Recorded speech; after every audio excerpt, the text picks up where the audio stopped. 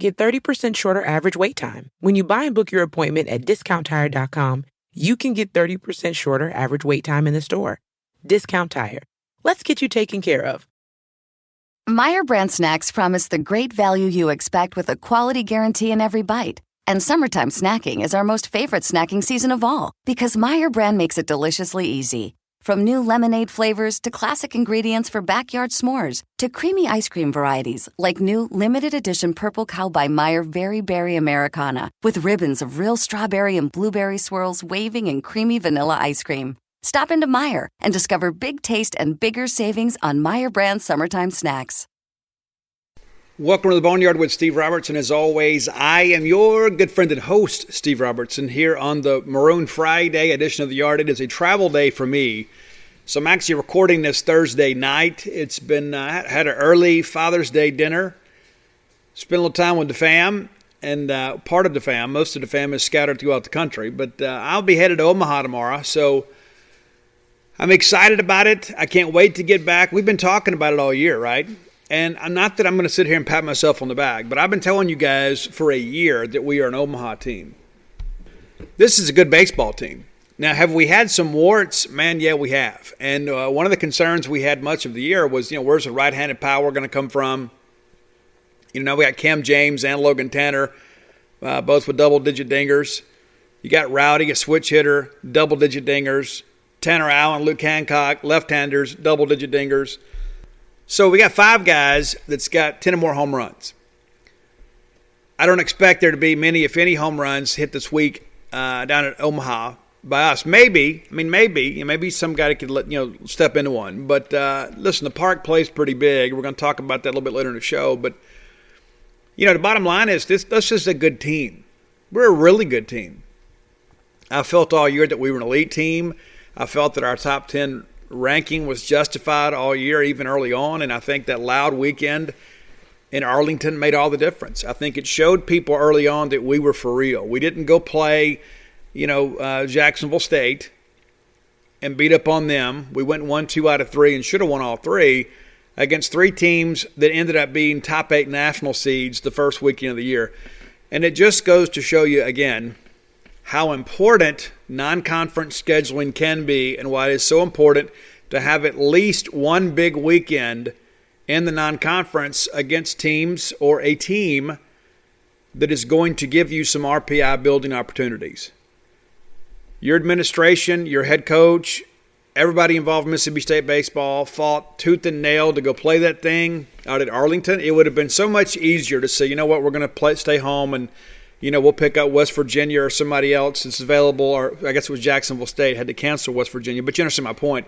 It would have been very easy to say, hey, guys, we're going to just open the season at home against somebody else. That would have been the easy thing to do. You guys would have come, right? You say, hey, it's exciting. I can't make it to Texas. I'll just come over to Starkville. But they didn't because they understood how important that weekend back in February was going to be come late May. They had the foresight then to kind of understand, you know what, when we're battling for a top 8 national seed, we're going to need a win or two. Be nice to have a couple of these wins under our belt when the NCAA Tournament Selection Committee reviews our file. And so that weekend proved to be very important for Mississippi State, but also, too, I guess really legitimized us as a true top 10 team. Even though at times we didn't always play like it. We had some warts this year. We had some things to figure out. Could Cam James play short?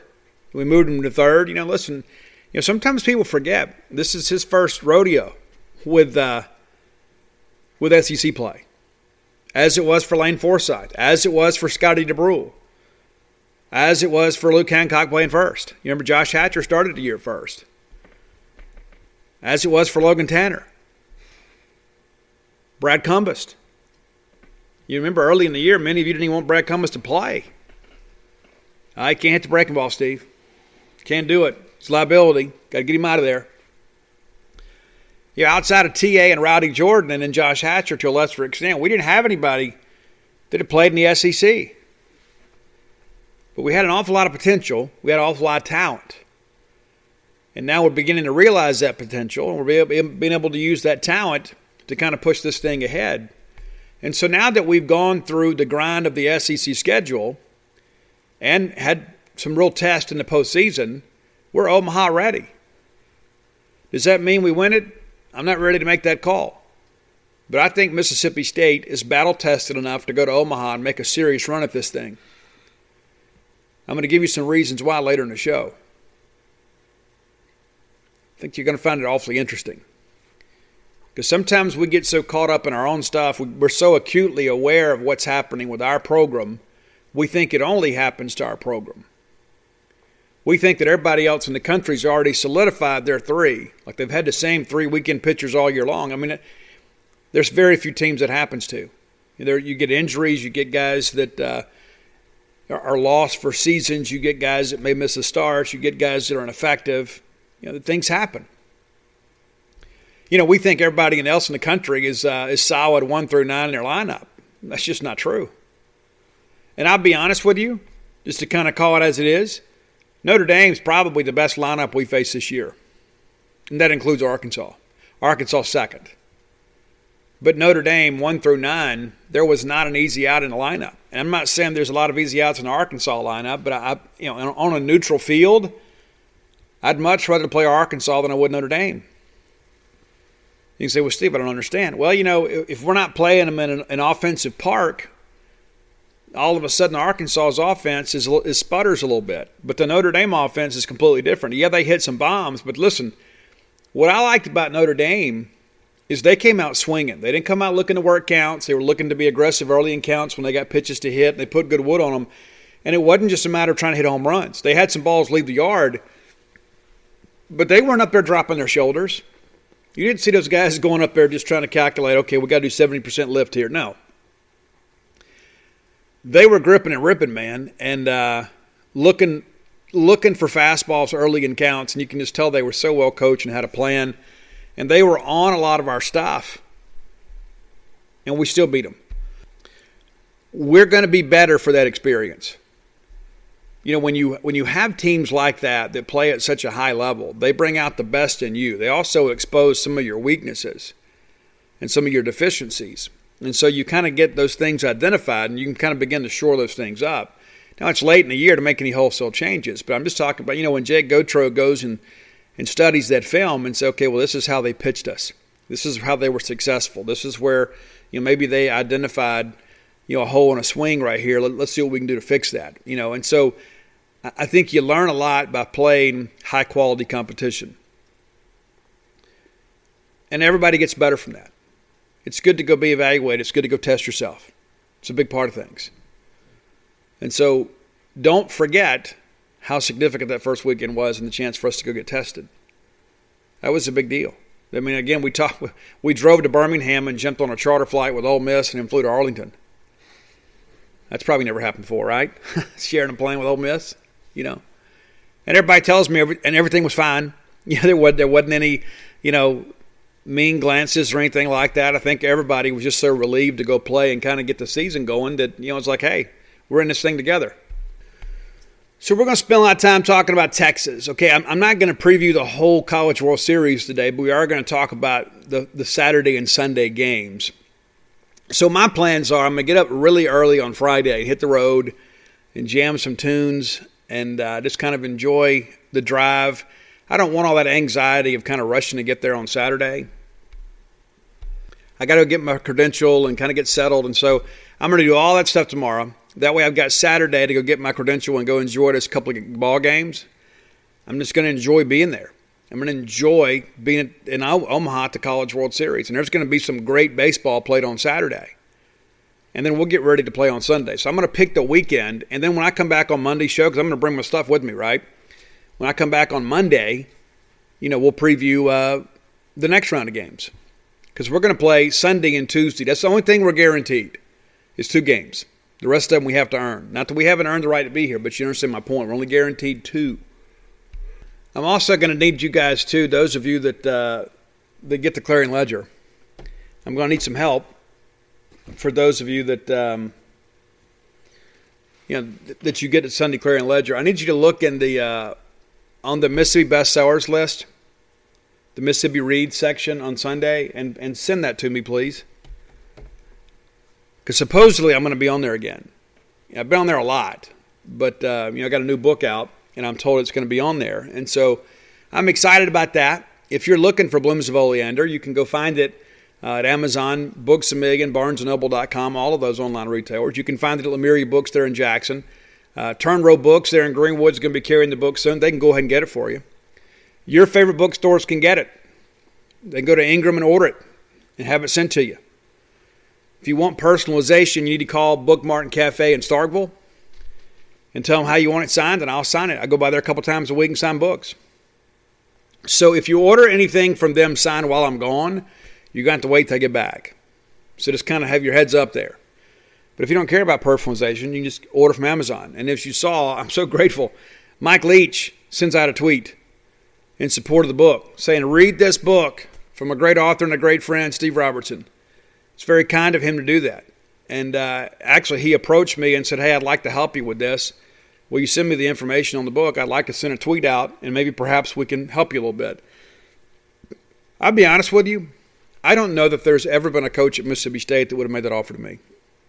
And that's not that I haven't had a good relationship. I have. I mean, I've had a good relationship with all of our coaches, I think. I think they would say the same. Some closer than others. I mean, obviously, I mainly cover football and baseball, but, I've never had anybody come say, hey, let's help you. Now, I've had some people have me sign books for them, but I've never had anybody come say, hey, listen, let me help you with this. But Mike walked up to me and said, hey, listen, this is going on with you, and I'm really excited about your new book, and, this is what I can do to help. And I was flabbergasted. And I thought, well, maybe he's just being nice. But he wasn't. He meant it. It blew my mind. I couldn't believe it. Even though he said he was going to do it, because sometimes when you're around people, especially busy people like that, you think, yeah, I mean, they're just kind of saying it to promote conversation. But Mike Leach meant it. It means a lot to me. And not just because of the fact it gives us greater exposure for the book. It's the fact that he sees some value in the work that I do and wants to help me. And I think it says a lot about him and his character. Now, I was already a Mike Leach fan long before he got here. And it's interesting, too, just kind of being around him some casually. I'm amazed at how the guy's mind works. Spend a lot of time visiting, talking to him, and he can talk to you about anything. He knows a little bit about everything and a lot about a lot. But this was one of those things that just kind of blew me away. Mike Leach, the air raid godfather, the swing your sword guy, said, hey, let me help you with your book. I don't even know what to say. I just texted him. I said, Coach, thanks very much. You're a good man. I mean that too. There were so many people before he came said, you know what, Steve, it's just not going to be a good fit. Because they see the Key West stuff, and they see that he's a little bit eccentric, and they think, he's just going to be an interesting fit in Starkville. And I even saw some fans of our rival schools kind of suggested that. And on the surface, I can kind of see that. But then when I read Swing Your Sword,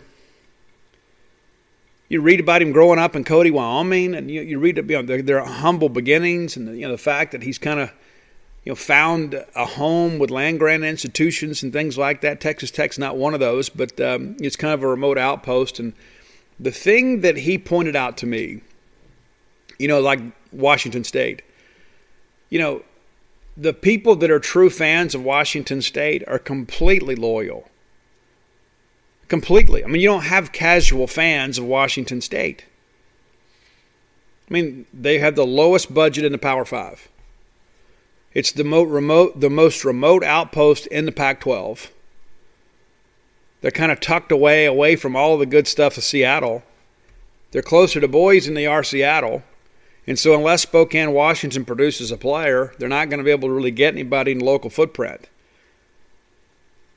But the people that go to Washington State love Washington State. It's not just, hey, well, I'm going there because of this. Those people have a real connection with the university.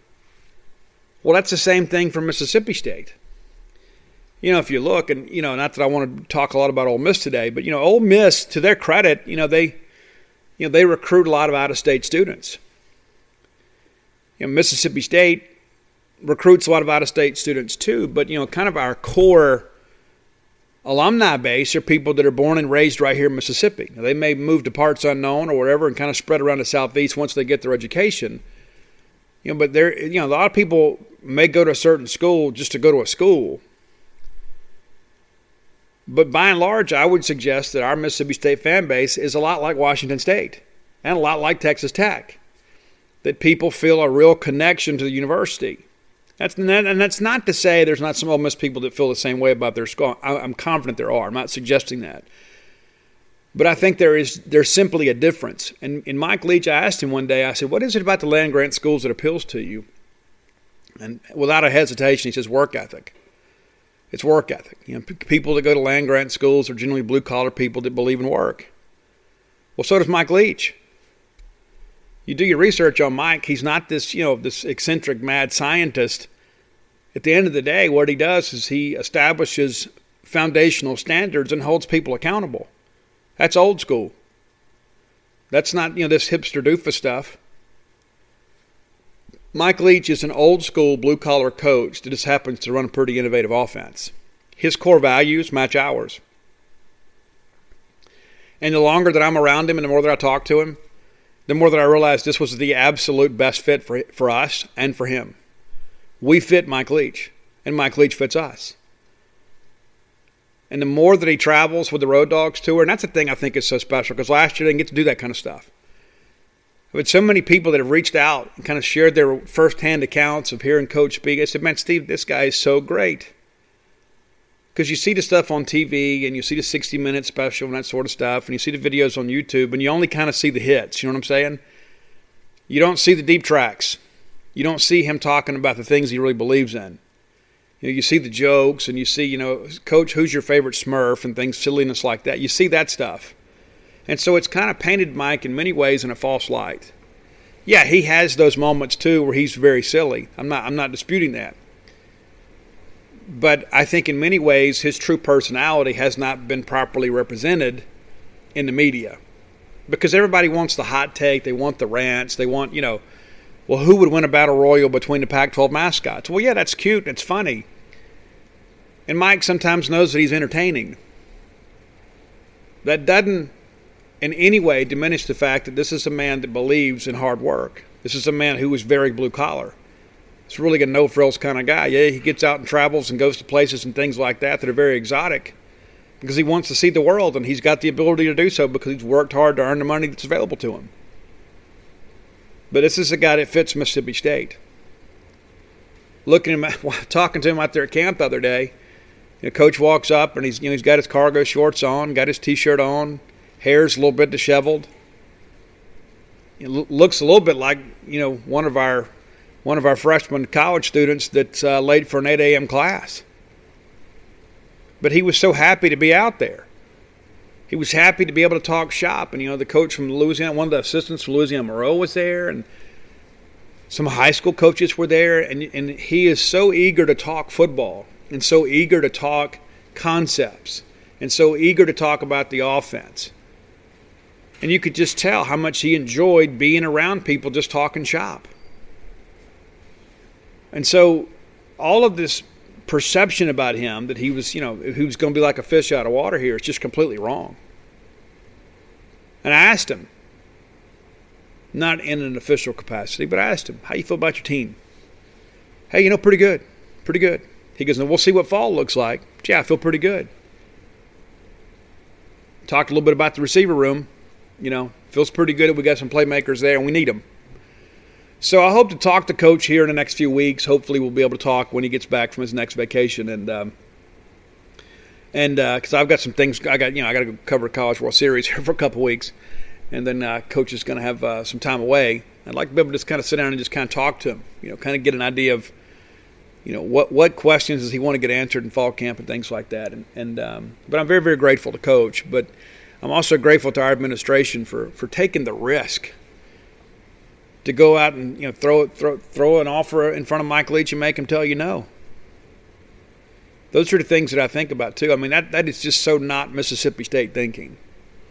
At least not the old Mississippi State thinking. We went out and got a sitting Power 5 head coach, and every SEC school, well, maybe with the exception of Alabama, every fan base has fantasized about what it would be like to have Mike Leach as their coach. And now we do. Mississippi State has Mike Leach as the coach. And to be honest with you, after being around him for a while, I think he's actually better than advertised. I'd like to thank our friends from Bulldog Burger Company for their support. You guys, listen, the reviews out of the new location there in Ridgeland, fantastic. And keep sending them. Because I pass them along to when I go into Bulldog Burger Company, I kind of pass that along. And then when I talk to John, I share them with them. I've had so many people that say, you know what, Steve, we were so excited to have it. And yeah, it's been busy, but you know what? It's been great. And it's going to continue to be busy, and it's going to continue to be great. And, again, be patient, a little bit patient with them. I haven't heard of any bad stories or anything like that. But, just understand it's a new operation with new employees. But you got a great manager down there in Ian Few. He is a great guy. He'll do a tremendous job down there. But I get excited, man, because – Bulldog Burger's been with me for a long time now, and it's been wonderful. But I tell you, I was so excited for all of you guys to be able to have something like this in your neck of the woods. And I got friends that say, you know what, Steve, we've been twice now already. It's only been open like 3 weeks, and they've already been twice. And so let me just encourage you. When you're in the area, you go by. It's on Lake Harbor Road. You know where it is. And then, of course, the flagship right here in Stark Vegas, on University Drive, and then Gloucester Street and Tupelo. I haven't been to the new original location. I haven't been yet. I've seen pictures. I have been to Tupelo, and I've been to Starkville. These guys know how to pick buildings. They do a great job. Go by, check them out. Have the spring rolls. They'll make you and everybody around you better looking, and we all need more of that. And maybe get that chocolate shake to go. It's okay, because maybe it's a cheap meal for you, whatever. Or maybe you cheat on every day, on every meal. But get that shake to go. That's one of those cool things too. I like that. Maybe when I want a little something sweet, but I don't want to. I don't want to have a dessert per se. I'm in a hurry or whatever. I can just about midway through my meal say, "Listen, I'm gonna get a chocolate shake to go," and then around the time they're bringing the check, the shake is ready too. They kind of time it that way, and and that's not just because it's me. That's just because they know what they're doing. So maybe let your waitress know, when you're starting to wind down a little bit, I'm gonna get that chocolate shake to go. They'll have it ready. You pay your check, and they give you your shake, and you leave. They've got it down to a science. Bulldog Burger Company, the place for people to go to meet. MEAT. All right, let's jump into Texas. I've been looking at Texas all day. I'm ready to play Texas, guys. I'm not scared of Texas. They say don't mess with Texas. We're fixing to mess with Texas because we've already beaten Texas. They're a better club since then. We're a better club since then. And you're going to be amazed when I go back and read this lineup to you and some things. You're going to be amazed. Let's run through their schedule first. And then we're going to go back and talk about the first matchup and kind of how I see things shaking out on Sunday night. And again, I'm excited about the match. To be honest with you, Texas is really good. And you could say, well, Steve, that they may be a little bit overrated. That may be true, but it kind of goes back to what we've talked about. There's really not a dominant team in baseball. Arkansas was the closest thing we had, and they weren't the 85 Bears, or the 61 Yankees. They're really good, borderline great, but they couldn't get it done. It's not about who's not here; it's about who's here.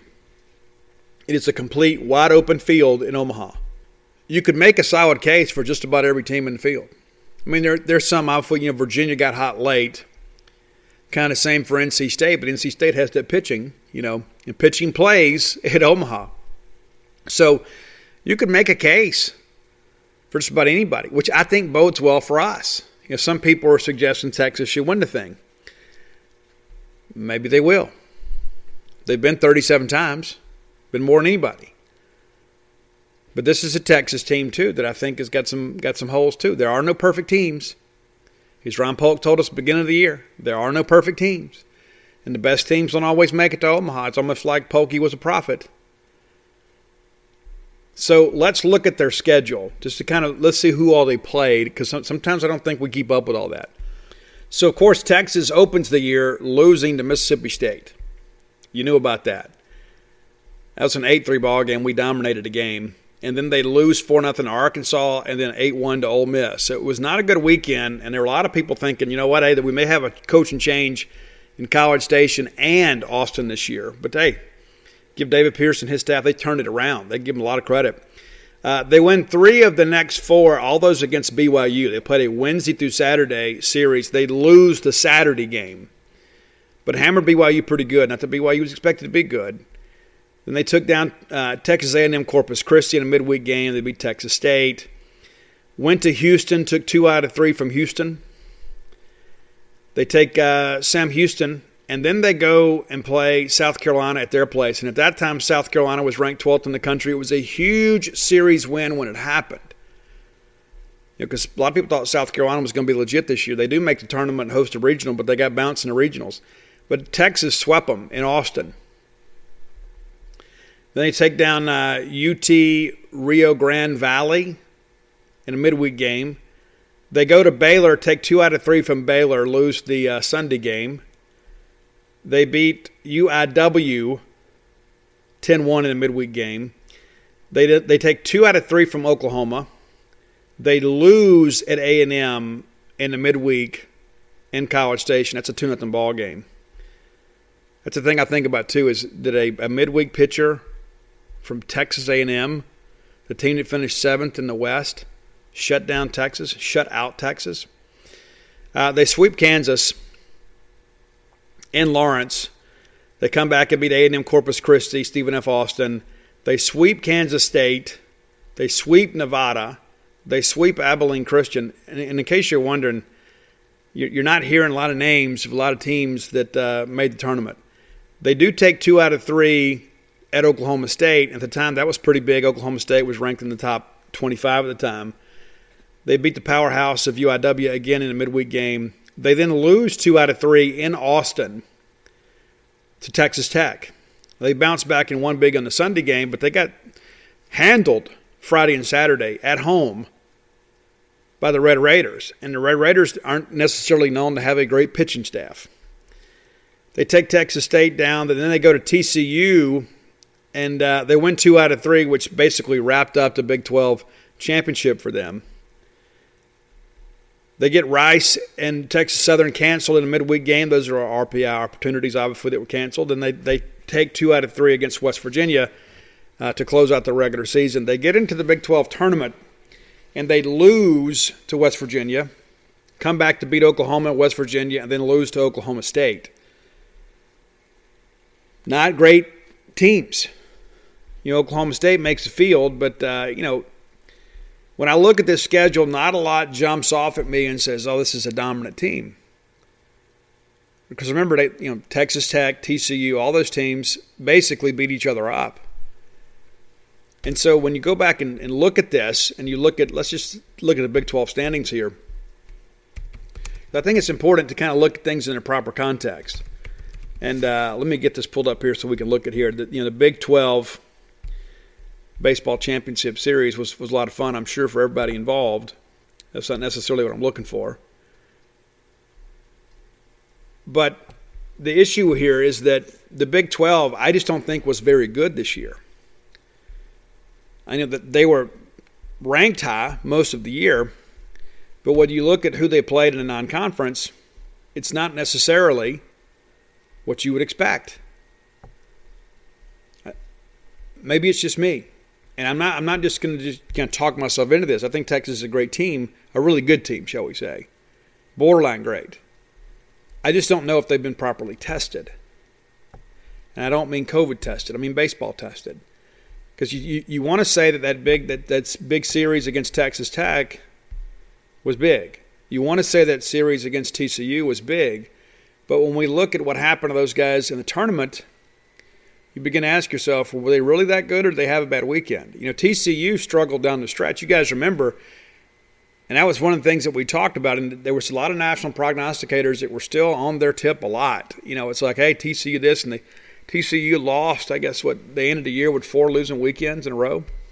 In hindsight, one could have argued Mississippi State probably deserved to be seated ahead of TCU. I think it actually worked out to our advantage, though, to be on this side of the bracket. So let's look at this. Look at the standings here. I don't know why they make it so difficult on this side. Maybe it's just I'm unfamiliar with it. But Texas wins the Big 12 with a 17-7 record in the Big 12. They were tied with TCU, but they beat TCU 2 out of 3. So those teams tied in the regular season. Texas was the 1 seed in the tournament. But once you get through Texas Tech, who was third at 14-10, there was not a single team in this conference that had a winning record in conference. Not a single one. Oklahoma State was 12-12, Oklahoma 11-13, Baylor also 11-13, Kansas State 10-14, West Virginia 8-16, Kansas 8-16. So it was a very top-heavy league, which again kind of casts some doubts on how good the Big 12 really is. There are a lot of years there's a great team. I'm just not completely sold yet. I might be after Sunday, but I'm just not completely sold yet that Texas is really the favorite in this thing. I just don't think they've been tested. And maybe I'm wrong. Maybe they show up and make me look really stupid on Sunday. Maybe they go out there and just absolutely blast us. I just don't see it coming, though.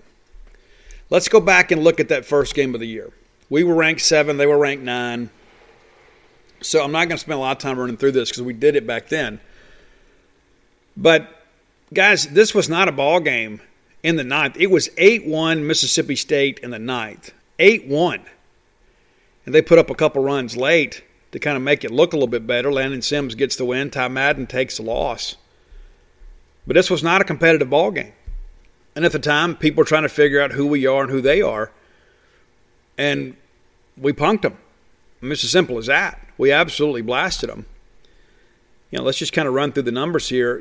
We get in the second inning, we jump on them and get a couple runs. And what's crazy, Taylor, let me run this lineup down for you, too. So, in the second inning, Landon Jordan singles to center and scores Luke Hancock. Later in the inning, Drew McGowan singles up the middle and scores Scotty DeBrule, makes it 2-0. In the fourth, Luke Hancock hits a solo home run and make it 3-0. Rowdy Jordan reaches on an error that allows DeBrule to score, 4-0. Luke Hancock drives in Tanner Allen, makes it 5-0 there in the fifth. It's a 5-0 ball game in the fifth. Then Melendez hits a home run, and this is when Christian kind of came apart a little bit. So Melendez hits a home run, and the next thing you know, the bases are loaded, and then Landon Sims comes in and says no. Landon Sims says, "Hey, nice to meet you. I'm Landon Sims. The party's over." That's how it kind of broke down. But we continue to score some runs. Rowdy puts the ball in play, chases Landon Jordan home. Then Rowdy hits a tank in the eighth inning, out to left, makes it a 7-1 ball game. Josh Hatcher doubles down the right field line to score Tanner Allen, makes it an 8-1 game. And then there in the ninth, Texas scores a couple garbage runs. Guys, it is an 8-1 ball game in the ninth inning. 8. Now, your pitching's always ahead of hitting this time of year, but how do you explain the fact that we actually had kind of a pedestrian offensive lineup? We went out there and put up 8 runs, and they threw their ace.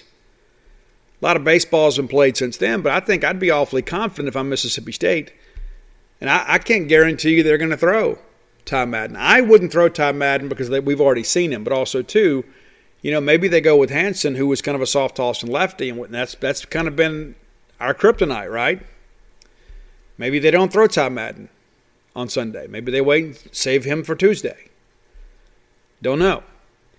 But let me run this down for you. So here was your starting lineup. Rowdy Jordan at 1. Cam James played short and hit second. T.A. was in a 3-hole. Hatcher was your cleanup hitter. Logan Tanner was 5-hole. And then Luke Hancock was 6. Luke Hancock was the talk of college baseball after that weekend. Had a great weekend. Scotty DeBrule hitting 7th. Landon Jordan was 8th. Drew McGowan 9th.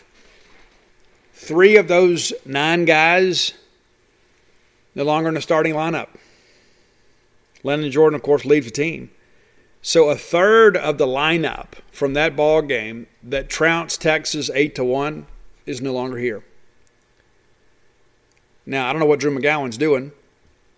I think he's still on the team. I don't think he's on the postseason roster. But Drew was the guy early on we felt pretty good about. In that game against TCU, Drew hits one absolutely on the screws and just happened to go right to a guy. They had him scouted out pretty well. If not, we win that ball game against TCU. I mean, he absolutely murdered the baseball. They just had him played pretty well. But eventually, Brad Cumbas takes over. We forget the fact that we had this, musical chairs thing out there and left for a while. And eventually Brad Cumbas wins the job. So it's a much different deal for us. It's a different lineup. It just is. But yet we still beat them. It's insane to think about now. Pitching-wise, McLeod goes 4 innings, allows 6 hits, 1 run, 7 strikeouts. Landon Sims gets the win, 4 innings of perfect relief. No runs, no hits, no walks, 10 strikeouts.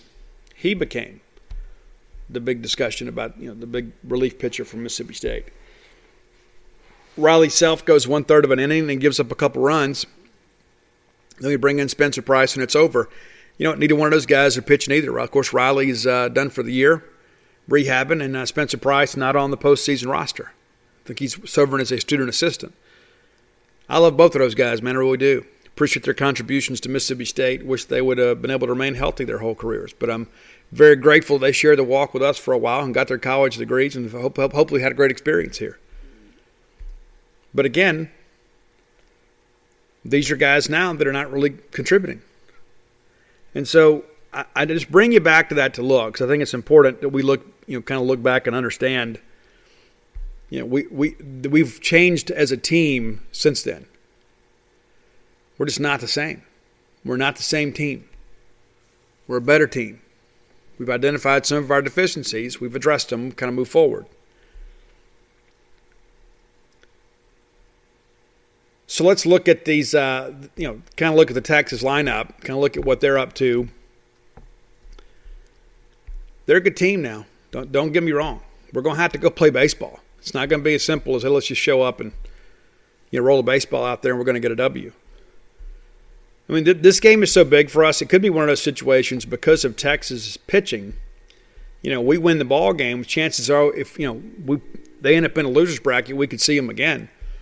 But I really think you win that ball game on Sunday, it really sets up well for you, because I really believe the team that wins the ball game Sunday night is probably going to win that bracket. That's how important I think that game is. Now, we probably have the pitching to come through a loser's bracket. I think Texas probably does too. I don't believe Tennessee does. I don't believe Virginia does. So whoever loses that Tennessee and Virginia game, I think is going to be the first team eliminated. And we'll see how things progress. But that's how important I think that Sunday night game is I think who wins that will be playing for a national championship next week. So you got to bring your best effort. And again, this is not a Texas team that's just going to look at you and say, oh, well, it's going to be okay. No. All right, hitting-wise, Mitchell Daley is leading the team with a .321 batting average. Freshman. How did this guy get to Texas from Bob Jones High School there in Madison, Alabama? Man, that's crazy, isn't it? Ivan Melendez, the guy that hit the tank off McLeod, also .321, has had a really good year for them. .321, 12 doubles, 12 dingers, 46 ribbies. And what's interesting, too, about this team, there's really not a lot of power on this team. You would expect that because Texas goes out and recruits all these prospecting-type kids that look good in a uniform. Not a lot of pop in this lineup. It's kind of evenly distributed. You got 3 guys that have hit double-digit home runs. 3. Melendez, Cam Williams, and Zach Zubia. And again, a lot of that power is neutralized at Omaha. Cam Williams, we saw him. He went 1 for 3 against us with a double. He's a junior out of Odessa. Wonder if he went to Perriman. He went to Gaither. 6'2", 200. Cam Williams hitting .303 on the year, 11 bombs, 47 ribbies. Zach Zubia, it's great baseball name for one. He went 1 for 4 against us. Big guy, 6'4", 230, out of Richmond, Texas. 10 doubles, 10 bombs, 57 ribbies. That 57 ribbies leads a team. They got some dudes now. They do. Douglas Hodu, he's a guy too we saw, but didn't do much. If I'm not mistaken, I think he came in as a pinch runner against us. Maybe I'm wrong about that, but he's kind of gotten it going as of late. Redshirt freshman guy that's hitting .288. They got 4 guys hitting .300 or better. Hodo with 5 homers, 43 ribbies. Mike Antico, and it seems like that Mike is a guy that we probably need to get out. We did a good job of doing that back in week 1. He went 0-4 against us, 0-4 against us. Mike's an outfielder, redshirt senior out of Colts Neck, New Jersey, of all places.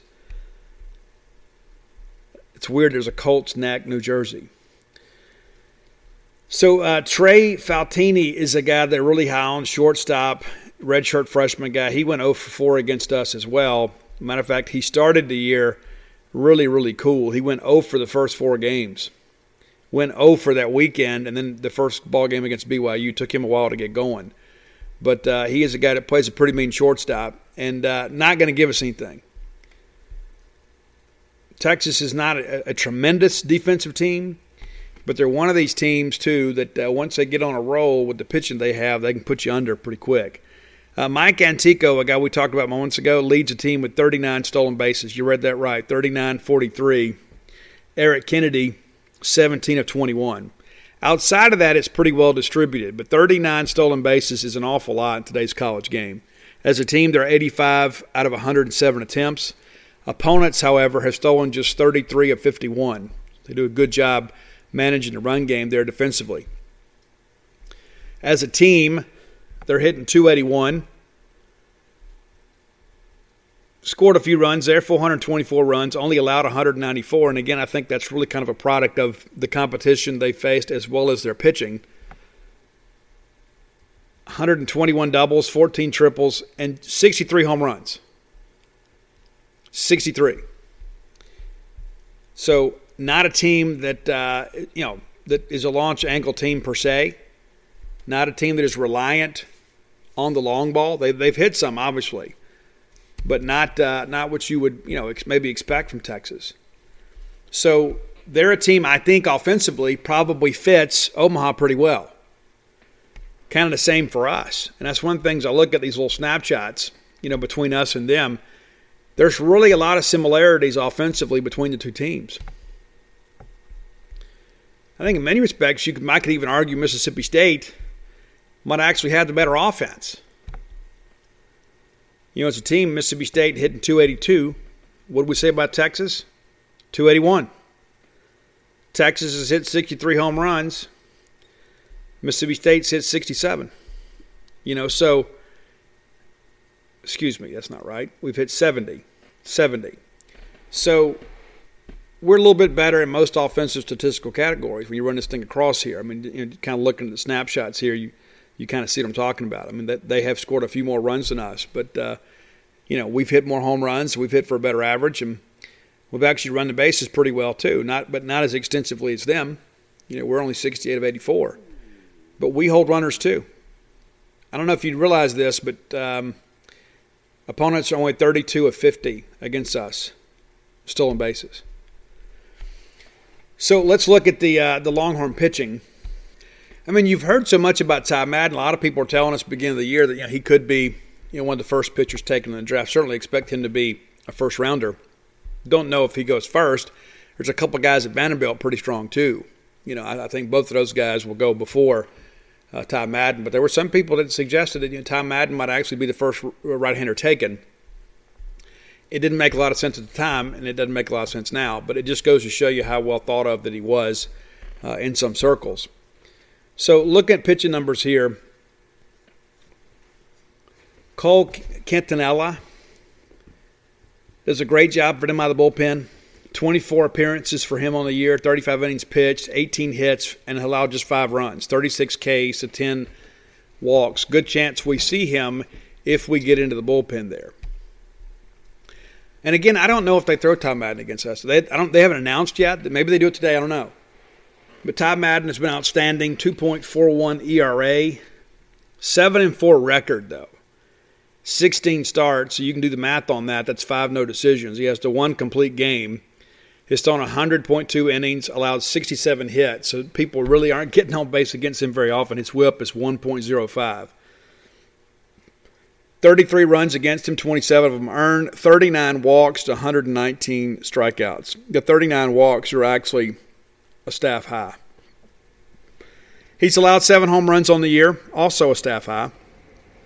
So it's kind of one of those deals where when you get him, you better make him pay. Opponents are hitting 189 against him. Just not a lot to look at, and you say, you know what? He's obviously got amazing stuff, but he hadn't had the dominant year many people expected him to have. Doesn't mean that he can't beat us. He certainly can. But let's go back and look at that stat line against Mississippi State. He only goes 4 innings. 4 innings, allows 4 hits, 4 runs, 3 walks, 5 strikeouts. Bounced back and did pretty well the next couple of weeks. He gets 7 innings in, 7 hits, a 7-inning, 1-hit performance with 11 Ks against BYU, and then a complete game shutout against Houston. Pretty outstanding work there. So he bounced back pretty well against us and actually had a decent outing against South Carolina as well. 7 innings, 3 hits, just the 1 run. But, yeah, he's their guy. But down the stretch, guys, he is not throwing deep into ball games. And so I began to ask myself, is this a situation where they have found some guys to trust in the bullpen, or has he become a little less effective? Well, I think it's a combination of both, to be quite honest with you. Looking at these numbers here, down the stretch, against West Virginia, in the regular 6 innings, 7 hits, 5 runs. In the tournament against West Virginia, 6 2/3, 3 hits, 3 runs. You back up a little bit more, you can see Texas Tech got to him 5 innings, 5 hits, 6 runs.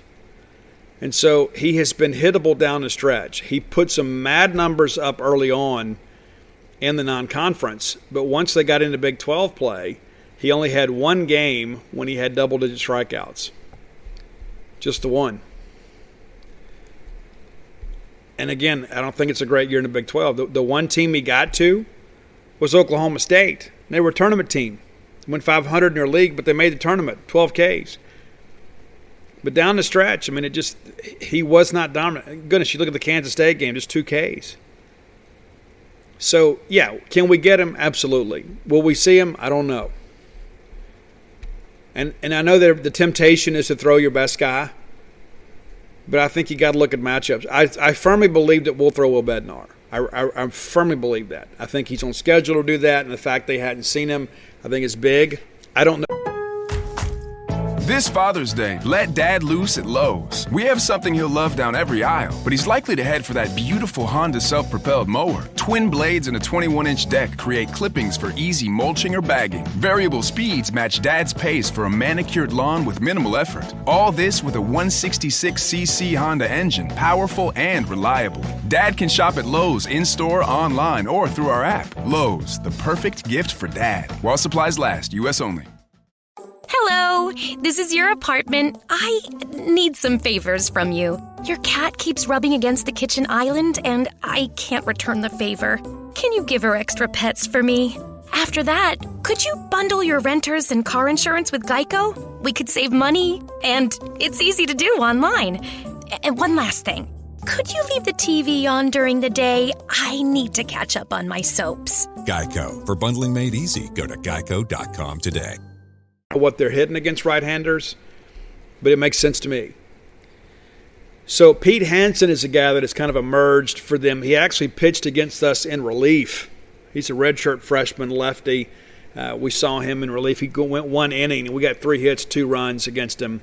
So we hit him, but he has actually pitched pretty well down the stretch for them. Kind of went from that middle relief spot starter role, and then became a dude on the weekends. And so against Texas Tech, he goes 7 2/3. I guess that was kind of his first extensive action in as a starter in the Big 12, because earlier he had thrown eight innings against Texas State in a midweek game. But down the stretch, Texas Tech, TCU, West Virginia, and then Fairfield. So he is basically a weekend guy now. He's earned that role, and they've kind of put him down there. And so he's getting 6 and 7 innings a ball game. Not giving up an awful lot either. Fairfield got 6 hits and a couple runs against him in 6 2/3. West Virginia, the same thing. Almost the identical stat line. Fairfield K'd 13 times, which was a season high for Hanson. So we could see him. Absolutely could. And the thing that I would think about that, though, is if he is a freshman throwing in Omaha against a team that has already beat you and has already beat him, the mental aspect, you begin to ask yourself, okay, how does this work? And some people would say, well, there's a revenge factor. Guys, revenge gets you in trouble.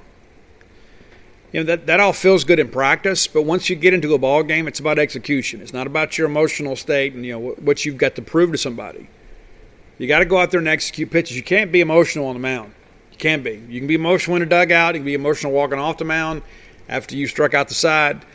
But when you're locked in like that, until you get your third out, you got to keep your emotions in check. So we could see Phil Hanson. I firmly believe it'll be one of those two, Todd Madden or Phil Hanson. I think that makes the most sense. Hanson, again, 17 appearances, 13 of them starts. He was doing some mid-relief stuff, 9-1 on the year. Now, there is another dude that is actually pretty legit for them too. We may see him later in the week if we all advance. And that is Tristan Stevens, right-handed pitcher from Kickapoo. That's right, Kickapoo High School there in Springfield, Missouri. It's a redshirt junior, 6'2", 200. Tristan Stevens has been outstanding for them. Maybe we see him. Who knows? Tristan Stevens, 2.97 ERA, 11-3 record, 16 starts on the year, 103 innings, which leads the staff. He has been hit, though. That's the thing with him. He is a guy you can hit a little bit. 90 hits, so just under a hit per inning, but not nearly what Todd Madden has put up. Has allowed just 19 runs on the year, 17 of them earned, 71 Ks against 22 walks. So not just alarming numbers as a strikeout guy. He's a guy that lets you put it in play. But opponents are hitting 233, which is the highest among their starters. So I'm eager to know who they're going to start, but there's just so much out there. And so you know what? Todd Madden will probably get game one. And if that's the case, I think it's good for us. I think we had a great game plan on him to begin with. I think we'll have a great game plan on him again. Now, will he change some things up? Probably so. But at the end of the day, you are who you are. Your out pitch is still your out pitch. He ain't like he's going to add a pitch between last week and now. You go out there and do what you do. Can you be a little bit sharper? Can you be a little crisper? Probably so. But as I mentioned, down the stretch, he wasn't nearly as dominant. Maybe he's getting arm weary, or maybe just somebody has emerged and they're trying to manage his innings a little bit better. Don't know. But I know this, I don't think Mississippi State's going to be scared of Todd Madden. I don't think Mississippi State's going to be scared of anybody. There's no way that we're going to see anybody in this tournament that is better than what we've seen all year long. That's not to say there are not some great pitchers in here. I'm just saying that really is a testament to the quality of play in the Southeastern Conference. SEC teams are ready to play by the time they get to Hoover. Arguably the best starting pitching in this tournament is a team that we should have beaten, Nashville. They're on the other side of the bracket, as you guys are well aware, Vanderbilt. So if we can hit Jack Leiter, we can hit Todd Madden, and we've already done it. So that's your look at Texas. I'm going to call it right now. Mississippi State's going to be Texas. I like Mississippi State's chances to win the bracket, but I'm not going to get ahead of myself today. I like State's chances to beat Texas for a couple reasons why. Number one, Mississippi State has been here. Mississippi State has been in Omaha. Mississippi State has players that have played on the big stage. Not a lot of them, but our leadership has. And the fact that you have the mental edge over Todd Madden in Texas. Guys, that ball game, that was an absolute whipping. And maybe you've forgotten it because we were just so excited to be beating Texas, because I remember how excited I was. But you go back and look in hindsight, they couldn't do anything against us. Christian hit a little bump in the road there, and then all of a sudden, we had to go get him. We bring in Landon Sims. And let's look at this box score one time before we move on here and get to the top 10 list. They had 9 hits in the game, 9 of them, and only get 3 runs because we actually played pretty well defensively in the ball game. But let's look how those hits were distributed. Christian gives up 6 in 4 innings, and then they don't get another hit until the 9th. This was an absolute bloodletting. Now, granted, they won't see Landon Sims in middle relief now. I also think that whoever starts Mississippi State pitching is going to go longer than 4 innings. One of the things that I'll get to that a little bit later in the show, but one of the things that I want to talk about too is about how I think our pitching staff really fits Omaha really well. All right, let's jump into today's top 10 list brought to you by JohnnyPacker.com. I had somebody message me and say, hey, I want to look into that. I couldn't fully understand what you're saying. It's Johnny Packer, like Green Bay Packer, JohnnyPacker.com. And be sure to let them know that I sent you by using promo code Boneyard. It'll save you 10% off your purchase. Great sunglasses, great quality, great guys, Mississippi State guys. I'm a firm believer in doing business with Bulldogs whenever we can. One of the cool things, too, Brandon has informed me they've added the blue light glasses, and probably need to look into some myself. I spend a lot of time in front of a computer. Sometimes you get some eye strain. So if you're one of those folks and been thinking, you know what, I need to look into that, visit JohnnyPacker.com. You got questions, you just hit them up. And listen, if your favorite frame shows unavailable on the website, don't despair. Just send them an email, said, hey, listen, I wanted to get this, and they'll take care of you. They'll make it happen for you. It's a very easy concept. But you guys have been flooding the market over there buying glasses. It's been difficult to keep up. But they've got a great distributor. They'll get it to you right away. Also, too, a portion of your proceeds goes directly, a portion of your profits from your purchase go directly to the Cystic Fibrosis Foundation. John C. Packer himself has fought CF his whole life and is now looking to donate some money to help the quality of life of other people who suffer with cystic fibrosis. So again, promo code Boneyard at JohnnyPacker.com. Order your sunglasses today. Get Hollywood style with a golden triangle flare. Today's top 10 list comes from John C. Packer. I've actually had some people mention this to me in the past, and this is a band we had written down. Just hadn't got to them. I said, you know what? Since Johnny Packer mentions it to me, we'll go ahead and do it. It's Collective Soul. So Collective Soul, too, is a cool band for me for a couple reasons. So my mother-in-law, Pat Hill, God rest her soul, she was a huge Collective Soul fan. She had this midlife crisis, I guess, in her 40s and started listening to rock music again and, listened to Cinderella and Bon Jovi and all that, and then got into the stuff that I was listening to. And Collective Soul was without a doubt her favorite. And the first album, hence Allegations and Things Left Unsaid, was probably her favorite album. Then the follow-up was probably number 2. But listen, she loved Collective Soul so much that we played it at her funeral. Like when we went to the funeral home, we didn't have biblical hymns and we didn't have songs that weren't her favorites. We put together a playlist of her favorite songs and we played it over the PA. And I believe every second or third song was a Collective Soul song. And so I kind of reminisced about her today when I was putting this list together. And I know it's a special list, and I know that if you like Collective Soul, you're going to love the list because there's some songs on here that there's a couple of them that are a little more modern, a little newer tracks. It's not just the hits. But Collective Soul is a really solid band. And if you haven't listened to them in years, they're just as good, if not better, than they were when you were listening to them regularly.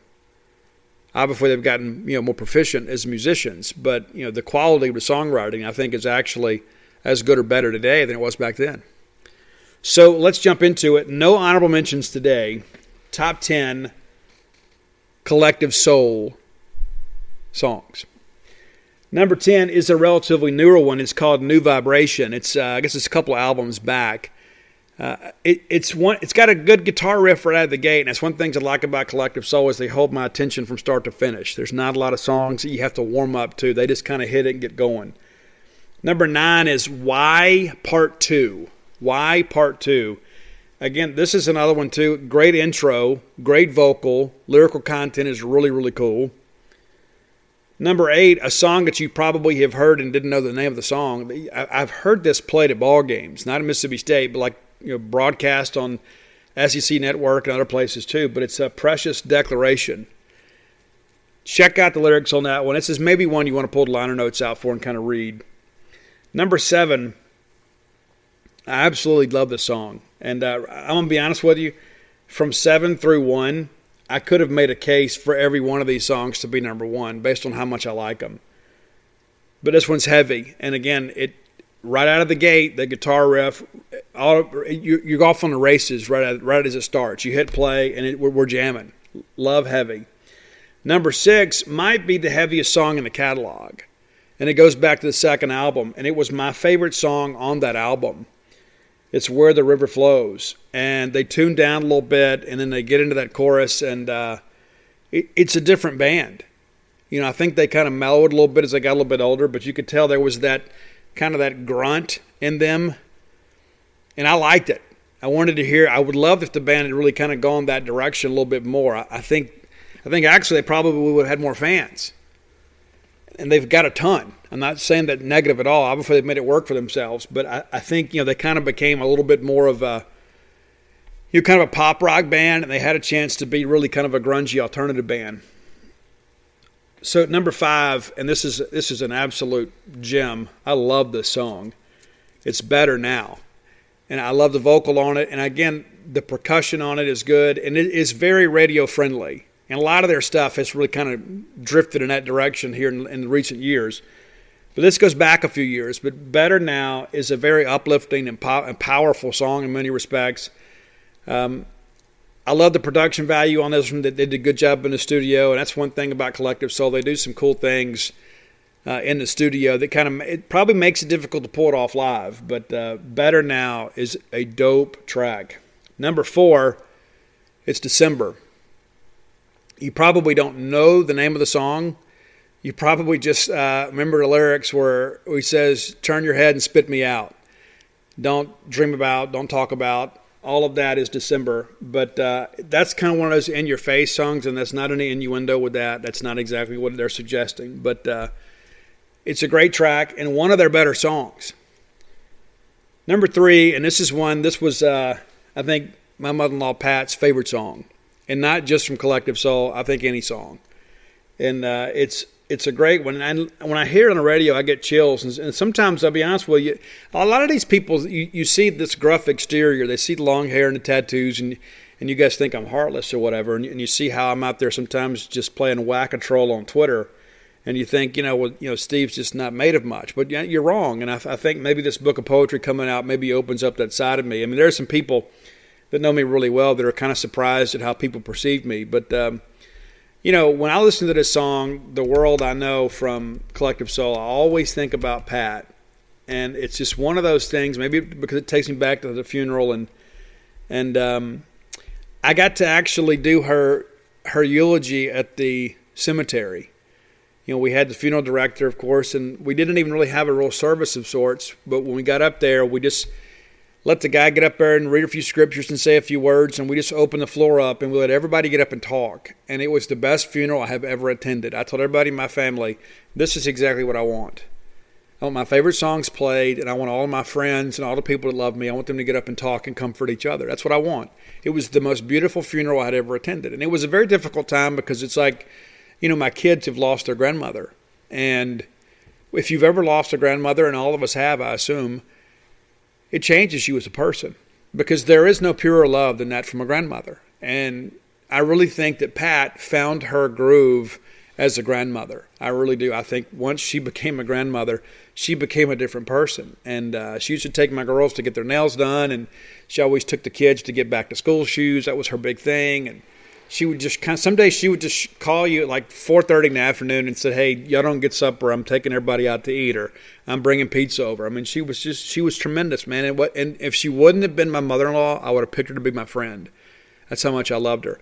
And she was a writer, and she used to always go to the Iowa Writers Conference, and she just had trouble getting published. And so when I wrote Flim Flam, I dedicated that book to her memory and my dad's memory. And I wrote about both of them in a dedication, because she would have been so incredibly proud that book was being published. And I can only begin to imagine what she would feel now that I'm 4 books in. But The World I Know, I want to read a little bit of this too, but I want to belabor the point. But it's just one of these songs that, it just kind of takes you, it takes me back to that moment. That's one of the things. Somebody asks me stuff all the time. It's like, can you make a list of, the songs that have special meaning to you? This is one of them. And, but this is the part that always kind of gets to me when it says, so I walk up on high and I step to the edge to see the world below. And I laugh at myself while the tears roll down, because it's the world I've known. It's the world I've known. And that's kind of who Pat was. It's like she just lived life her own way. And it's just, she just one of those kind of people that she just kind of accepted her reality for what it was, and she never really tried to make it any worse or better than it was. She just kind of went through life, and I think she actually had so much more to give, and we lost her when we did. But I'm a firm believer that God makes no mistakes, and so, Pat, this is for you. So The World I Know is number 3. But I didn't want to end on a somber note, and also there's a couple songs that I like more. Number 2, and there's a time in my life, this is my favorite Collective Soul song, and it's Gel. Come Together and Let's Gel. And I love the way this thing starts. It's like you hear that little guitar in the background and like it's not properly amplified, and then it plugs in, and it's just so great. I love the way they kind of mess with us a little bit on those intros. But Gel is an absolute killer track. Matter of fact, I'm going to probably jam that on the way to Omaha. But number 1's the one that started it all, man. I remember listening to this man back, man, I was still, gosh, I guess when this came out, I didn't have any kids. I was just a guy trying to make it in the world. I hadn't been sober for very long. And this song came out, and it was almost euphoric for me when I would hear this. And this is back before, we had CDs and cars and that kind of stuff. I mean, you listen to the radio, you listen to terrestrial radio. And I was working in Hattiesburg at the time, and I used to ride around, and every day I listened to this rock station, and then I couldn't wait for Shine to come on because it put me in such a great mood. Collective Soul, Shine. And as soon as that album was released, I went down to Sound Shop at the Cloverleaf Mall, and I bought the album, and I loved it. I loved every track on it. But Shine is the one that brought me in, and it's the one that keeps me coming back. And there are times when maybe I'm feeling a little bit blue, I put it on. Because I find some inspiration in that song. And so that's a top 10. And again, it's a little bit special for me. I may have got a little melancholy during the list. But that's the thing about music, man, is sometimes we equate music and songs with people and experiences and places and times in our lives. And so there are a few of those songs out there. There's some of them that I struggle to talk about. There are some songs that I've dedicated to my grandmother, and there are some songs that I say, this is Daddy's song. Or this is like when I'm feeling sad or I'm missing my grandmother. It's like one song in particular I listen to because I just kind of let myself be sad for a little while. And so The World I Know from Collective Soul is one of those tracks for me. And so I wanted to share that with you guys too, and maybe we have some commonality in that. So Johnny Packer, I hope you like the list. Other people have asked for it. Roy probably has a list of everybody that did, but John was the most recent one. So John, there you go. John C. Packer, there's your Collective Soul list. If you have ideas for the top 10 list, reach out, let me know. I had somebody reach out and say, hey, Steve, have you done Quiet Riot? I have, and I sent them the Spotify list. I'm happy to do it when I have time. And Roy keeps up with that stuff religiously, man. I don't know what I would do without Roy, to be honest with you. Roy's been such a great addition for me behind the scenes. And he enjoys doing this. And like ever so often, he'll message me and say, hey, have we done so-and-so? He gets really excited about it, and I do too.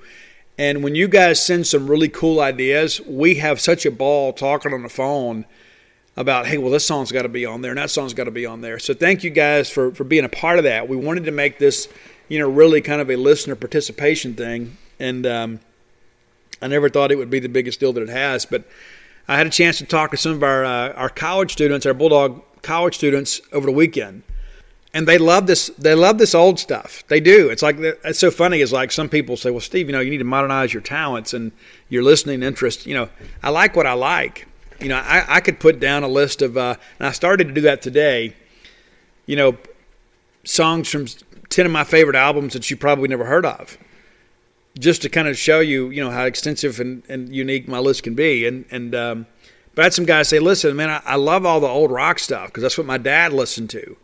And so what's happened is some of these guys will put some songs on their playlist and they'll go home and say, hey, and put it on. And Dad's like, what are you listening to that? And so it's allowed kind of fathers and sons and daughters to kind of connect over some tunes, which I think is just righteous, man.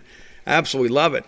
And I had one guy say, listen, the best one that you've done is when you did the whole week of the history of rock music. Because I never knew all that stuff. And so that stuff excites me too. And so if you have some ideas, reach out, let me know. And listen, none of them are silly. There's some bands that maybe I can't do them justice, and so I don't want to do the list because I don't want to offend the sensibilities of any of their fans. I mean, you say, well, it's not that big a deal. What is to me, I want to have some credibility in what we do. And so I may not do them all, but Roy and I talk about all of them. There's some, as soon as I get them, I'll text them, hey, Roy, we got a request for this. And we talk about them. But listen, it doesn't matter how silly it may be or how silly you may think it is. Look, guys, we've done Barry Manilow on the show. We've done Jimmy Buffett on the show. We've done who did we do? We did Whitney Houston on the show. So we're pretty well versed here. We just did Boys to Men. And I told you guys we're going to come back with some rock today. Friday's always going to be a rock day. And I let Roy pick a list earlier in the week. But, again, if you got ideas, reach out. I'm on all forms of social media at Scout Steve R. Love to hear from you. Love talking tunes with you guys, man. I really do. All right, next segment of the show is brought to you by Campus Book Mart. If you're looking for the Omaha shirts, the College World Series shirts, then look no further. Go right now to campusbookmart.net. Go right now. Go pause the show and go do it. And use your promo code BSR to save shipping on all orders over $50. Because any order less than $50, as you guys know, it's incomplete. Go order your Omaha shirts now before they're gone. Because that's what you're going to say, well, I'll do it. No. It's Friday. Do it now because you're going to get into the weekend. You're going to forget. Or at least do it after the show. Go to campusbookmart.net. Order your Omaha shirts. Order your College World Series shirts. Get your regional shirts. Get your Superdog shirts. You can never have too much Mississippi State clothing. Am I right? It's summertime anyway. You need to freshen up. I mean, how many years are you going to wear those same old T-shirts? Right? You got all those ratty T-shirts laying around. Listen, I rotate mine pretty regularly just for that very reason because I love all my concert shirts. And so I don't want to wear them out. And so I rotate them. And people think I'm crazy because I do that. But I always want to look fresh. And so you need to do the same thing. You need to add some new shirts to the rotation to make everything last longer. You don't want to be like Jerry Seinfeld losing Golden Boy in the wash, right? If you know Seinfeld, you know what I'm talking about. So order yourself the regional shirts, super regional shirts, but definitely your Omaha shirts. CampusBookmart.net, promo code BSR. And again, that saves you shipping on all orders over $50. BSR, of course, stands for Beautiful Steve Robertson. All right, let's talk a little bit about the rest of the bracket. I have looked at this extensively. I really like the field. Sometimes there's a team that makes it and you think, I don't really like them. And, this team is not as good as people think they are. I think anybody in the field is capable of winning this thing. And I think it's important that everybody kind of understands that too. We say it all the time on the show, guys, there are no bad teams still playing baseball. That's certainly the case now. Everybody that is still playing is hot. There's nobody that's limped in. There's nobody that you can say, oh, they had a bad weekend in Hoover. And just so you guys know too, our plane was able to get clearance to land today, despite the fact that we got 10-run ruled at Hoover twice. The people at the College World Series says, oh, yeah, come on, doesn't matter. Okay, so it shouldn't matter to us, right? I tried to suggest then, as embarrassing as it wasn't going to change much. We're fine. Played a lot of baseball since then. And you know what? We've won, 5 out of 6? 5 out of 6. If we do that again, we're going to be national champions. Think about that for a second. You win 5 of the next 6, Mississippi State's national champion. Let it sink in. Kind of warm up to it. I've almost convinced myself we're going to do it. There's still that little lingering doubt. You think, we just need to get a good start. I've almost talked myself into it. But right now, all I want to focus on is beating Texas. And then we'll kind of, after I get a chance to see everybody up close and personal, I'll tell you how I feel, Monday morning. But I do like the field. I think it is one of those things, man, that and I've watched all these teams play over the last couple of weeks like many of you have, and I'm just so impressed, man. I mean, it's like, what can you say, about Vanderbilt? I mean, it's like that hadn't already been said. Chester Oh, my gosh. NCAA Digital. I've got Kendall Rogers, Aaron Fitt with me today. I apologize for that. I actually hate that. I hate the auto-click on videos. And listen, I know that everybody has them nowadays. They've become commonplace. But I hate it. I really do. It's because a lot of times, too, like I'm working at night or whatever, and I just don't want to make a bunch of racket. And my dogs are resting or whatever. And so I just, I don't deal with it. But anyway, sorry about that. So we got Stanford at NC State in the early game on Saturday. And so I'm going to be there early so I can watch these teams warm up. I didn't get a chance to watch Stanford, I think, but 2 times this year. I saw them late in the year. I want to say it was against Oregon. But Stanford is legit, man. And then they exposed Texas Tech, and like we talked about on the show, I think that's one thing you could probably look back in hindsight, probably should have flipped Texas Tech and Stanford is 8-9. You're right, because Tech was 8 and Stanford was 9. And if you flip them, I think, that would have been okay. But it works itself out, right? That's the thing about these brackets. It's not like they got slided to the point that they got, played somebody that was not of comparable ability. I think they were both seated about right. We're talking one spot different, right? But Stanford is legit, man. And so the thing that I think, too, with Stanford, because of the fact, Stanford seems to be on this really, really nice trajectory. They came to Starkville last year, 2 years ago. They lose the Super Regional. Now, all of a sudden, they're on the road again, but they win the Super, and they get to Omaha. And they were legit when they came here. We were just better. But I like the Stanford team. I like their pitching. They have struggled a little bit to find the third guy. That won't matter against NC State. Now, NC State, you could argue right now, in many respects, maybe the hottest team in America. You say, well, Steve, they lost that ball game 20-something runs. That's exactly right. They got shelled in game 1, and then they found a sense of themselves and came back and beat the number 1 team in the country in back-to-back games in their own backyard. That's a dangerous team, man. That's a team that believes in themselves. They went and slayed the dragon in its own lair. Everybody was saying, we're going to follow the chalk here, and Arkansas is going to do this, and Arkansas is going to do that. And NC State said, you know what? Nah, we ain't buying it. Now, I can understand them winning a game. Then they go back in the next game and do the same thing again and shut down the Arkansas offense. That NC State and Stanford game is going to be great. It might be over in 2 hours and 10 minutes. They might just be able to pitch it to death and somebody wins 1 or 2-0. But that's going to be a great game. Excited about it.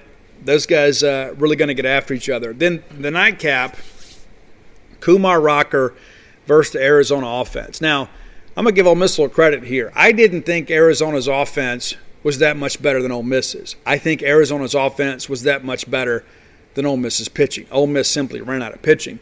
I think Ole Miss and Arizona in a home run derby contest, I think it'd be very, very, very competitive.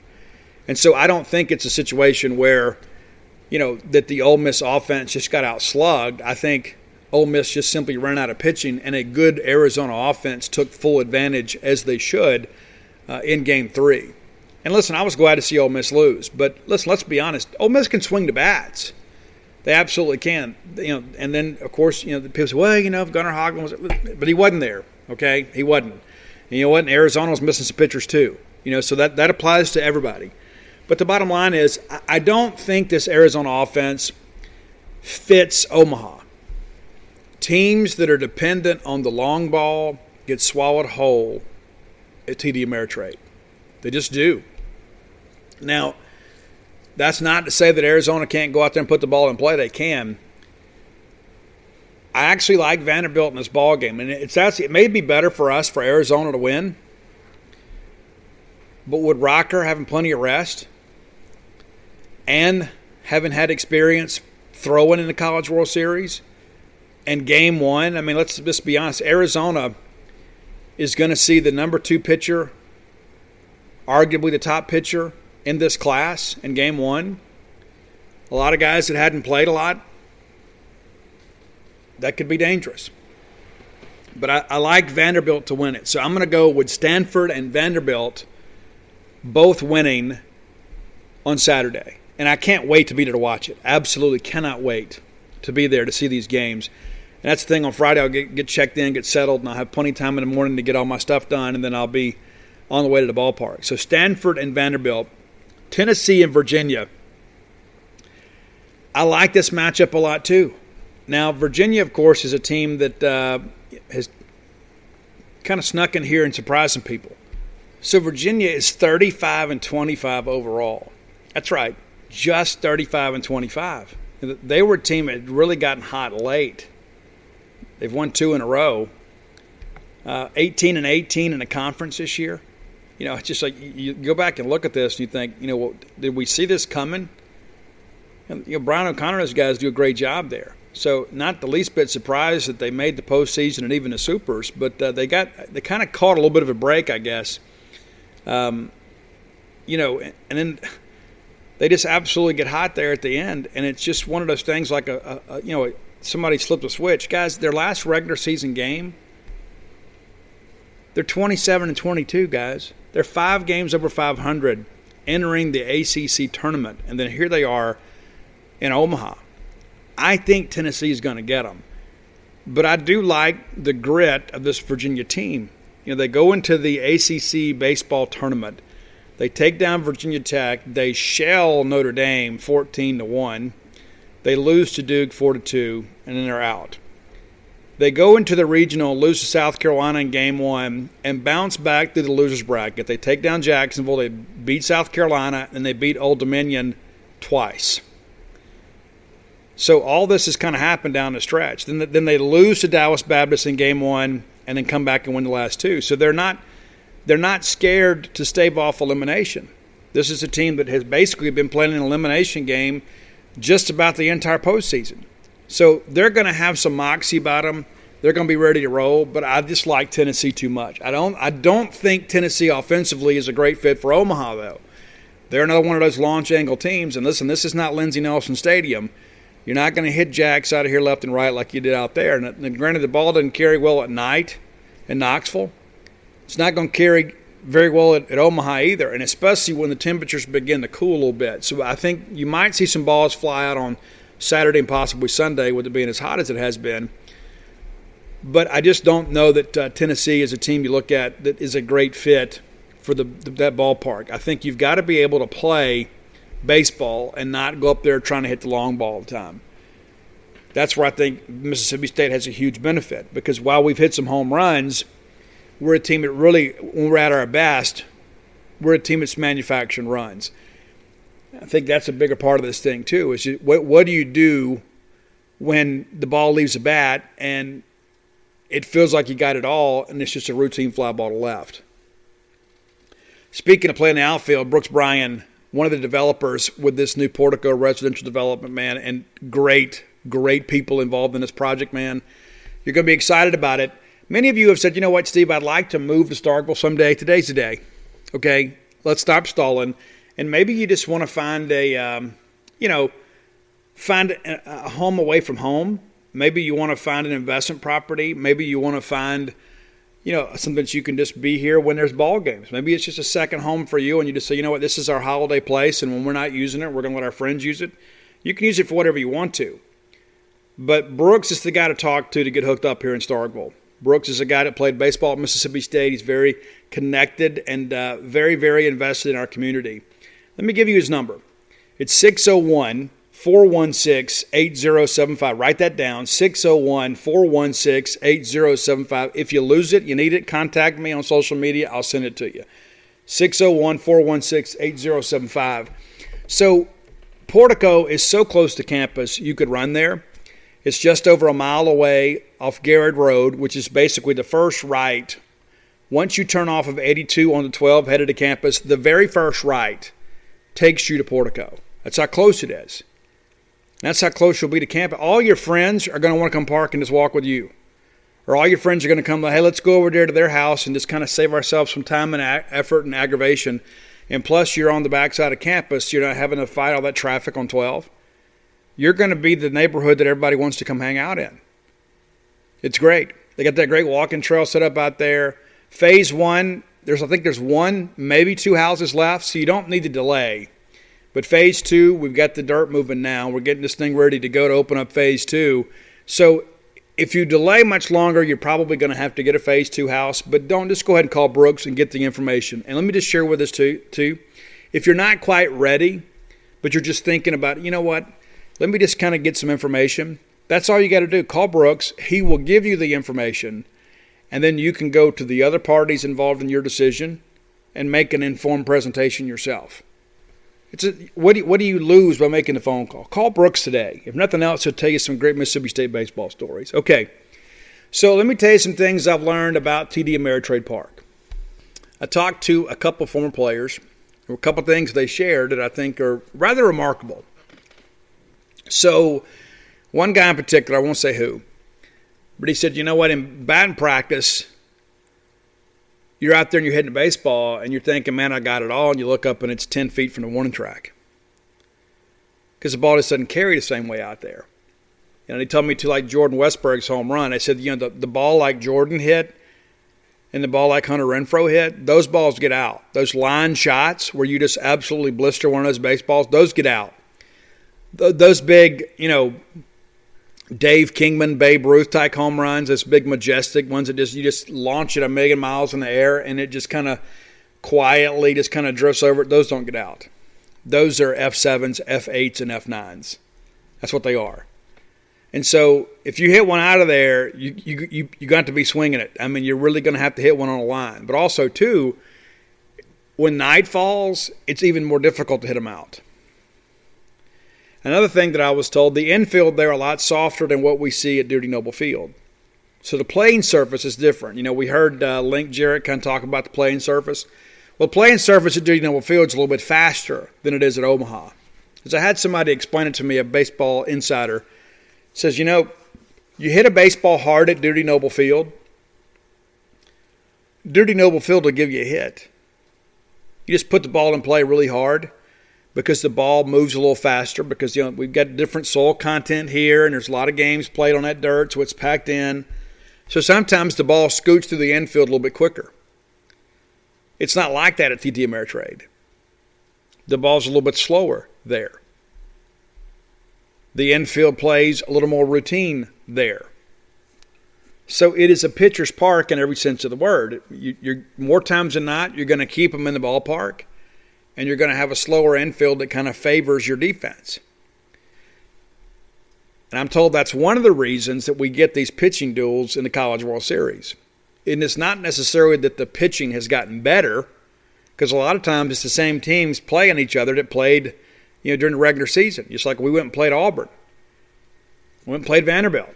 It's like not a lot of runs scored, but it's like, we played Auburn earlier that year. We absolutely scored at will. It's because the park plays different. Yeah, everybody gets a little bit better, but the park plays different. And so pitchers can go really give you the same effort they gave you in the regular season, but the park is more of a pitcher's park. Balls don't leave the yard. They don't get on your infielders quite as fast. Next thing you know, you got some guy out there dealing. And that's an important part of things. Let's run through some scores from the 2019 College World Series, shall we? Michigan in Game 1 beats Texas Tech 5-3. Reasonable game, right? Florida State beats Arkansas 1-0. Texas Tech wins a loser's bracket game 5-4. Michigan then beats Florida State 2-0. Texas Tech beats Florida State 1-0. And then Texas Tech runs out of pitching and loses 15-3 to Texas Tech after they come through a loser's bracket game. But you see these earlier games, low scoring, very close, very manageable games. Let's get to the bottom half of the bracket. Mississippi State beats Auburn 5-4. Vanderbilt beats Louisville 3-1. Louisville in turn beats Auburn 5-3. Vanderbilt sadly beats Mississippi State 6-3. We lose to Louisville 4-3. Vanderbilt beats Louisville 3-2. And so, again, these games are going to be competitive because the teams are great. But by and large, they're more low scoring because of the fact of how the park plays. And that was one of the reasons that I shared with you guys early on that Arkansas just doesn't fit with their brand of offense at TD Ameritrade. As I've shared with you guys before, they scored 4 runs in 2 games and were shut out in their first one by a Florida State team that didn't even host a Super Regional. It's important to understand that. The park simply plays different. Now, let's go back one more year because we were there back in 18, so maybe this will bring some things up too, and you can remember these scores as well. So we get to Omaha. If I can find the games here. We get to Omaha, and so Texas Tech takes care of Florida 6-3.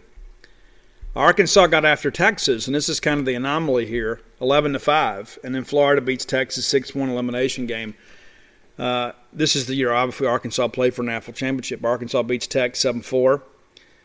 Arkansas beats Florida 5-2. And then those national championship games, 4-1, 5-3, 5-0. The bottom half of the bracket's where we were. North Carolina beats Oregon State, which is great for us, and we beat Washington 1-0. You may recall that. Luke Alexander hits the walk-off. We win the game 1-0. They had that kid that could absolutely strike you out. And then we blasted North Carolina. But if you recall, that wasn't a great offensive game for us. If you remember, we had that one inning. We put up tons of runs. We barely hit the ball out of the infield. They couldn't field the ball. They kept walking hitters, and there was wild pitches left and right. And so, Oregon State and Arkansas were more offensive teams, and so they put up some bigger numbers. But by and large, the better two teams played. I think it's pretty evident in the end. We had a chance, obviously, coming out of the winners bracket game after we beat UNC. We thought we were in great shape there, and then Oregon State hammers us pretty good there. And then we get to the final, and we should have won that game, and we absolutely blew it. But give Oregon State some credit. Those guys were the best team in the country. And, I go back to that Arkansas-Oregon State game 2, and Carson Shaddy drops that pop foul. And when you couple that with what's happened this year, we think we've had it bad at times. And, the Bobby Thigpen home run thing, obviously something that stays with us. But look at the more recent stuff. Arkansas is 1 out away from winning a national championship, and they drop it and then lose. And then the best team in school history doesn't even make it to Omaha, gets knocked out of Super Regionals. We don't want that to be us. So let's go take care of business this weekend. Because, again, I'll be on the road today, so I'm going to be around to answer your questions on the message board. I'll be in and out on social media. But the bottom line is it's time to go. We spent all year talking about going to Omaha, and now it's here. And there's so many of you that are going. I see a lot of people that are going for the very first time. There's some people that I know very well that are going for the very first time. And I've had people that have reference a show and say, you know what? About a month ago, I was deciding, if we go, I probably can't go this year. And now they said, you know what, I'm going to go. It's a difficult year. But listen, we didn't get to go last year. Nobody got to go. Let's enjoy it while we have it. We don't know when we're going to get back. We don't know when we're going to get back. 5 straight supers, 3 straight trips to Omaha. You just feel like we're that much closer to just knocking the door down. And again, I don't think we can be satisfied just getting to Omaha. We've been there and done that. We're there to win. We're there to win. We're not just there to change the graphics on the outfield wall. We're not just there to have a neat little patch on our uniform. We're not there just to update the media guy. We're there to win a national championship. This team has great leadership. We don't have a lot of experience. We have great leadership. But when you look at this field, it is probably the most even field that we've had in recent years. It is absolutely wide open. This is probably the first year in forever that when Mississippi State fans opened the bracket, they didn't think, man, I want to avoid those guys. We need somebody to beat them. There's not anybody on our side of the bracket we can't beat. We've already beat Texas. We played Tennessee once, and let's be honest, we weren't even really playing. And that's, that was an angry Tennessee team that had been embarrassed by Alabama the day before. Got beat on what they felt was a bad call. I'd love to be able to see Tennessee again. And I bet Christian McLeod would too. So we'll see how things progress. But I feel good about State beating Texas. Now, I may regret that on Sunday, but there is nothing at this point that I look at with Texas and I say, you know what, this team is better than us. I think it's 2 very even teams, and I think we hold a little bit of an edge to the fact that we've beaten them before. They're going to be the home team, but we got Landon Sims. So let's focus on beating Texas, and then we'll all get together again Sunday night and kind of think about what's next. We'll get together Sunday night, so for the Monday show, you guys will have a preview of Monday and Tuesday's games, and then we'll get together again after Tuesday and figure it out. If we lose on Tuesday, I'm staying over in Omaha, and I'm not coming back until Wednesday, so we'll have a show either way. So my hope is I'm going to record the next week and a half of shows in Omaha, Nebraska. So kind of understand coming in here that I'm expecting Mississippi State to go to Omaha and do well. And if I talk about it long enough, I can get myself fired up and thinking, you know what, Bednar and McLeod and Hootie finding some things and pitching in a pitching-friendly park, as long as we don't go out there and walk people, I don't know how we can lose. But we'll see. That's baseball. We'll figure it out. I'm excited. I hope you guys are as well. And by the time you hear this, I'm going to be on. I'm going to get some sleep and I'm going to get on the road. And then I'll check in with you guys a little bit later. But until next time, let's all live our lives in a way we make more friends than enemies, and people can see a difference in the way we live. For the ones who get going when the going gets tough, and the ones who know we're tougher together. For the Pathfinders breaking new ground, Grainger offers supplies and solutions for every industry, as well as fast access to experts and 24/7 customer support. Because we know you have people depending on you, so you can always depend on us. Call, click Grainger.com, or just stop by. Grainger, for the ones who get it done. This Father's Day, let Dad loose at Lowe's and help get his hands on the perfect tools for dad-worthy projects like the Metabo HPT 18-volt line. He'll love a brushless cordless drill or impact driver for $79 or a 4-piece combo kit for $249. With a lightweight, compact design, these tools go where others can't fit. Dad can shop at Lowe's in-store, online, or through our app. Lowe's, the perfect gift for Dad. Valid through 6/24, U.S. only.